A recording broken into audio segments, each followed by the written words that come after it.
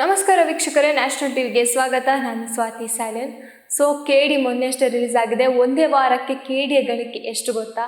ಹೌದು, ಸಿಕ್ಕಾಪಟ್ಟೆ ಸದ್ದನ್ನು ಮಾಡ್ತಿರುವ ಕೆಡಿ ಚಿತ್ರ ಇದೀಗ ಭರ್ಜರಿ ಯಶಸ್ಸನ್ನು ಕಾಣ್ತಾ ಇದೆ, ಭರ್ಜರಿಯಾಗಿ ಮುನ್ನುಗ್ತಾ ಇದೆ, ಬ್ಲಾಕ್ ಬಾಸ್ಟರ್ ಹಿಟ್ ಆಗ್ತಾ ಇದೆ ಅಂತಲೇ ಹೇಳ್ಬೋದು. ಒಂದೇ ವಾರದಲ್ಲಿ ಕೆಡಿಯ ಕಲೆಕ್ಷನ್ ಕೂಡ ಉತ್ತಮ ರೀತಿಯಲ್ಲಿ ಸಾಗ್ತಾ ಇದೆ ಅಂತಲೇ ಹೇಳ್ಬೋದು.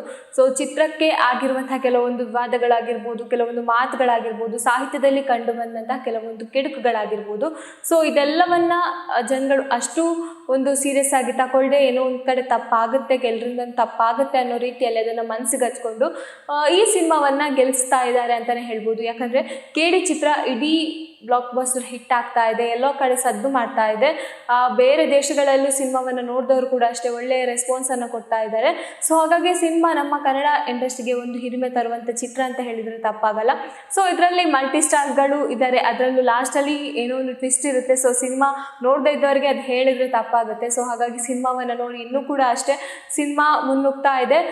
ಕೆಲವೊಬ್ಬರ ಸ್ಟೇಟಸ್ ಆಗಿರ್ಬೋದು, ಸ್ಟೋರಿಗಳಾಗಿರ್ಬೋದು ನಾವು ನೋಡ್ತಾ ಹೋದಾಗ 2ನೇ ಸಲ ನೋಡ್ತಾ ಇದ್ದೀವಿ, 3ನೇ ಸಲ ನೋಡ್ತಾ ಇದ್ದೀವಿ ಅಂತ ಹೇಳಿದಾಗ ನಮಗೆ ಖುಷಿ ಆಗುತ್ತೆ. ಯಾಕಂದರೆ ಕನ್ನಡ ಸಿನಿಮಾವನ್ನು ಇಷ್ಟು ಹಚ್ಕೊಂಡು ಇಷ್ಟು ಒಂದು ಮೆರೆಸ್ತಾ ಇದ್ದಾರೆ ಅಂದಮೇಲೆ ಅದು ತುಂಬ ಖುಷಿಯಾಗುವಂಥ ವಿಚಾರ. ಹಾಗಾಗಿ ಕೆಡಿಯ ಸಿನಿಮಾದ ಈ ಒಂದು ಎಷ್ಟು ಕಲೆಕ್ಷನ್ ಆಗಿದೆ ಅಂತ ನೋಡಿದ್ರೆ ಒಟ್ಟಾರೆಯಾಗಿ ಒಂದು ವಾರದಲ್ಲಿ 16.83 ಕೋಟಿ. ಇದು ಕಡಿಮೆ ಮೊತ್ತ ಅಲ್ಲ, ತುಂಬ ಅಂದರೆ ಚಿತ್ರಕ್ಕೆ ಯಾವ ರೀತಿ ಯಶಸ್ಸನ್ನು ಕಾಣಬೇಕು ಆ ಯಶಸ್ಸಿಗೆ ಒಂದು ಮುನ್ನುಡಿ ಅಂತಲೇ ಹೇಳ್ಬೋದು. ಹಾಗಾಗಿ ಕೆಡಿ ಚಿತ್ರ ಮುನ್ನುಗ್ತಾ ಇದೆ. ಹೇಳೋದಾದರೆ ವಿವಾದಗಳ ನಡುವೆ ಕೂಡ ಎಚ್ಚೆತ್ಕೊಂಡಿದೆ ಅಂತ ಹೇಳ್ಬೋದು. ಆದರೆ ಈ ವಾರದಲ್ಲಿ ಆಗಿರ್ಬೋದು, ಈ ಒಂದು ವಾರದಲ್ಲಿ ಇಷ್ಟು ಗಳಿಕೆ ಮಾಡಿದೆ, ಇನ್ನು ಮುಂದಿನ ವಾರದಲ್ಲಿ ಯಾವ ರೀತಿ ಮಾಡ್ಬೋದು ಅನ್ನೋದು ಕೂಡ ಪ್ರಶ್ನೆ ಆಗಿದೆ. ಯಾಕಂದರೆ ಅಷ್ಟು ದೊಡ್ಡ ಸಿನಿಮಾ ಈ ವಾರದಲ್ಲಿ ಯಾವುದೂ ಕೂಡ ತೆರೆಗೆ ಬರ್ತಾ ಇಲ್ಲ. ಹಾಗಾಗಿ ಕೆಡಿಗೆ ಈಗ ಸ್ವಲ್ಪ ದಾರಿ ಸಲೀಸಾಗಿದೆ ಅಂತ ಹೇಳ್ಬೋದು. ಹಾಗಾಗಿ ಸಿನಿಮಾದ ಈ ಒಂದು ಯಶಸ್ಸಿಗೆ ಈ ಒಂದು ವಾರನೂ ಕೂಡ ಅಷ್ಟೇ ಮುನ್ನುಡಿ ಆಗ್ಬೋದು ಅನಿಸುತ್ತೆ. ಯಾಕಂದರೆ ಈ ವಾರ ಯಾವುದೂ ಕೂಡ ಅಷ್ಟು ದೊಡ್ಡ ಸಿನಿಮಾಗಳು ಬರ್ತಾ ಇಲ್ಲ ಅನ್ನುವಂಥದ್ದು. ಹಾಗಾಗಿ ಸಿನಿಮಾದ ಪ್ರಯುಕ್ತ ನೋಡೋದಾದರೆ, ಸಿನಿಮಾದ ಒಂದು ಏಳಿಗೆ ನೋಡೋದಾದರೆ ನಮಗೂ ಖುಷಿ ಆಗುತ್ತೆ. ಯಾಕಂದರೆ ಕನ್ನಡ ಸಿನಿಮಾ ಇಷ್ಟು ಒಳ್ಳೆ ರೀತಿಯಲ್ಲಿ ಗಳಿಕೆಯನ್ನು ಕಾಣ್ತಾ ಇದೆ, ಒಳ್ಳೆ ರೀತಿಯಲ್ಲಿ ಬೆಳವಣಿಗೆ ಕಾಣ್ತಾ ಇದೆ ಅನ್ನುವಂಥದ್ದು ನೋಡಿದ್ರೆ ಖುಷಿ ಆಗುತ್ತೆ. ಇದರಲ್ಲಿ ಪ್ರೇಮ್ ಸರ್ ಅವರ ಪರಿಶ್ರಮ ಆಗಿರ್ಬೋದು, ರಕ್ಷಿತಾ ಅವರ ಒಂದು ಶ್ರಮ ಆಗಿರ್ಬೋದು, ಇಡೀ ತಂಡದ ಒಂದು ಏನು ಪರಿಶ್ರಮ ಇಲ್ಲಿ ಎದ್ದು ಕಾಣ್ತಾ ಇದೆ.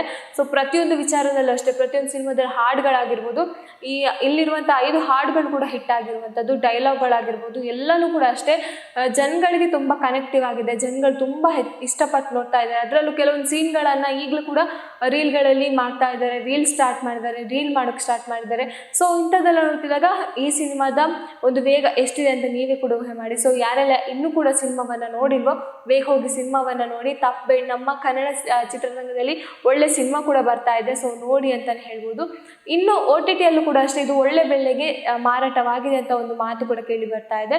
ಹಾಗಾಗಿ ನೀವು OTTಯಲ್ಲಿ ರಿಲೀಸ್ ಆದಮೇಲೆ ಕೂಡ ಅಷ್ಟೇ ಯಾವೆಲ್ಲ ಹೇಗೆಲ್ಲ ರೆಸ್ಪಾನ್ಸ್ ಬರುತ್ತೆ ಅನ್ನೋದನ್ನು ಕೂಡ ನಾವು ಕಾದು ನೋಡಬೇಕಾಗುತ್ತೆ.